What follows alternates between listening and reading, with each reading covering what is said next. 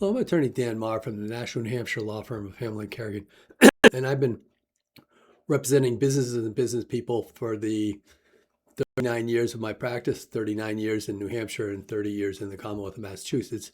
And during that period of time, I've dealt with injunctions. Injunctions, sometimes they're called, at a preliminary stage, they're called temporary restraining orders, and then preliminary injunctions, and then permanent injunctions. They're all an equitable remedy of the court that the court will consider using if somebody can show the parameters, and we're going to talk about them, to get that remedy. That's not suing for damages. It's usually combined with a damage suit. But if you're saying somebody breached an agreement with you and you want to take some type of remedy against them, or you want to stop them from doing something, that's what an injunction is. You're actually asking for, instead of saying you breached and you caused me damages, you're saying I want you to stop this and this is what I want. Usually it's combined with damages, and we're going to talk about that. It happens a lot in the arena with employment, and then also foreclosures of mortgages and other equitable relief there. So I'm going to talk about the preliminary elements of that. One of the things that you have to deal with in this is dealing with the potential of a restraining order. So you're a business person and you're defending one of these situations. You all of a sudden get told by the court, you get notice from the court that they issued an order temporarily restraining you from doing something. Sometimes it's in a situation, like I said, if you're a secured creditor, you might be trying to foreclose on a property.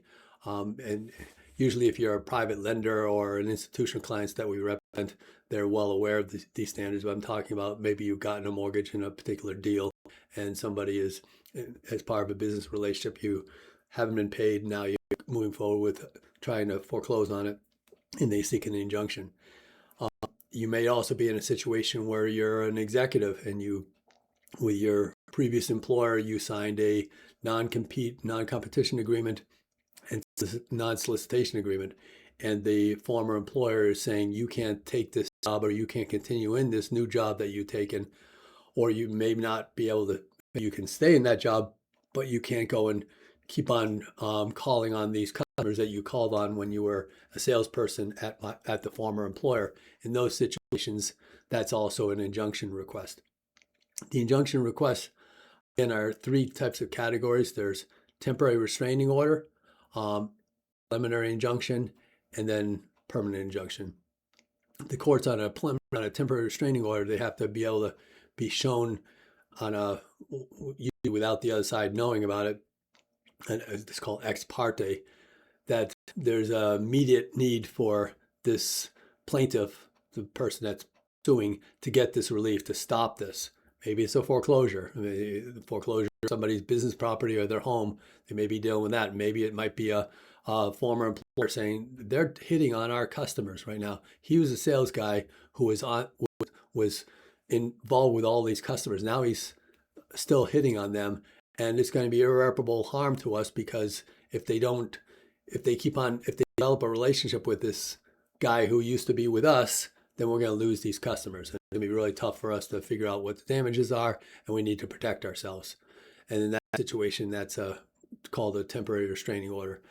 And in those situations, generally, there's supposed to be a requirement of a bond, where somebody has to actually go and get some institutional company to post a bond. Depending on the situations, like if somebody's getting their house foreclosed on, maybe the court may not require a bond.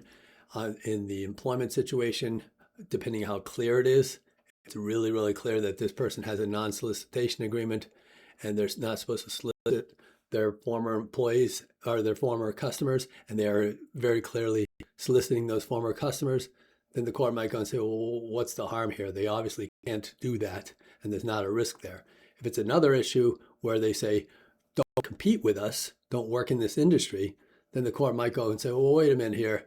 Let me think about that.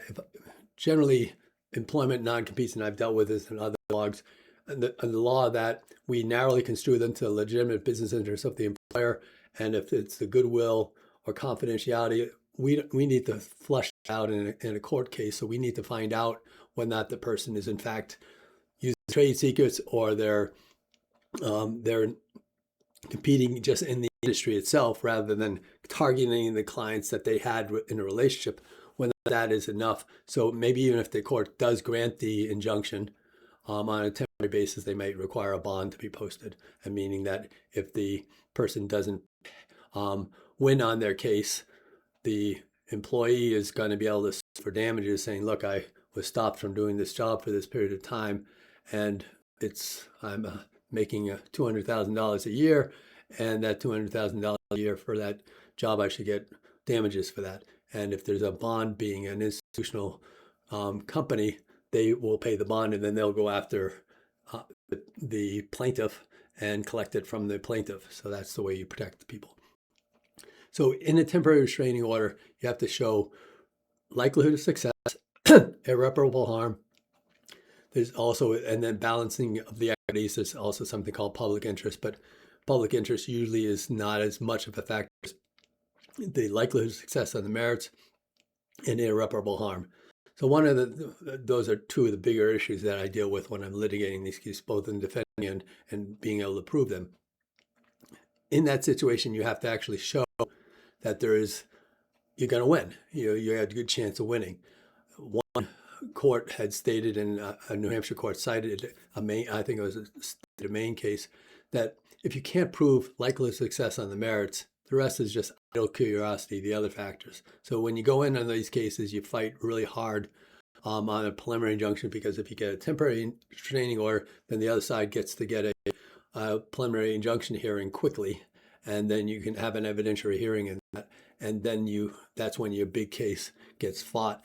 And if it's a preliminary injunction and you still have an injunction against you, you still, or you don't, there's still the issue of a permanent injunction at the end when you actually have a full-blown trial in regards to this. So there's usually a preliminary injunction is a big fight.